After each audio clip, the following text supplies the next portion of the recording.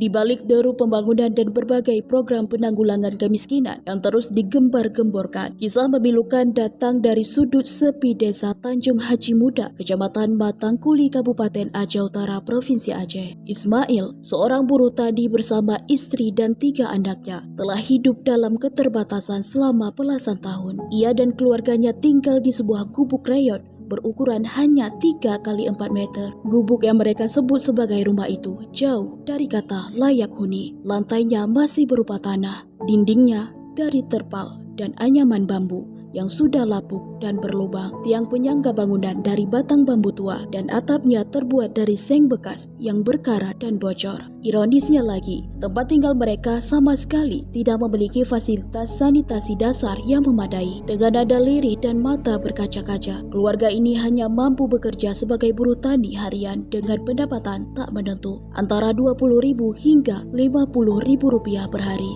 Namun yang paling menyayat hati, selama bertahun-tahun hidup dalam kemiskinan dan keterbatasan seperti itu, Ismail dan keluarganya tak pernah sekalipun tersentuh bantuan rumah layak huni dari pemerintah Aceh maupun dari Baitul Mal Aceh Utara. Bahkan dari anggaran dana desa untuk program rehab rumah pun namanya tak pernah masuk dalam daftar penerima. Kondisi ini menunjukkan adanya kesenjangan besar dalam pendataan dan distribusi bantuan rumah rehab di desa tersebut. Sangat ironis, di tengah sorotan publik terhadap kemiskinan dan anggaran pemerintah yang seharusnya dialokasikan untuk masyarakat rentan, masih ada keluarga seperti Ismail yang luput dari perhatian. Karena setiap kami mengeluh, nggak pernah ada yang memperhatikan kami. Jadi kondisi ekonominya seperti apa nih, Bu? Ekonomi kami sangat sulit. Walaupun kami masih muda, dia bilang, tapi suami saya bekerja keras. Bekerja keras pokoknya. Apa sehari-hari pekerjaan suami? Pergi ke sawah.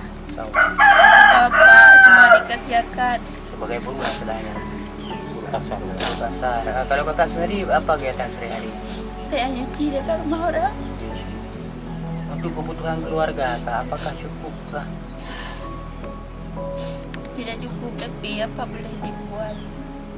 Ya, dengan kerja kakak dan abang di, maaf kita bilang di tempat-tempat orang, berapa maksimal penghasilan yang kakak dan abang dapatkan per harinya? Kadang ada 30 itu beli beras, sekolah, abang ngaji. Pokoknya saya pengen rumah yang bagus, yang layak ditempati. Kisah keluarga Ismail bukan sekadar potret kemiskinan, tapi sebuah tamparan nyata bagi semua pihak yang memiliki kewenangan untuk membantu. Sudah saatnya pemerintah desa, kabupaten, dan provinsi membuka mata dan hati untuk turun langsung ke lapangan dan menyentuh mereka yang benar-benar membutuhkan. Dari Kabupaten Aceh Utara, Saiful Bahri melaporkan untuk Puja TV.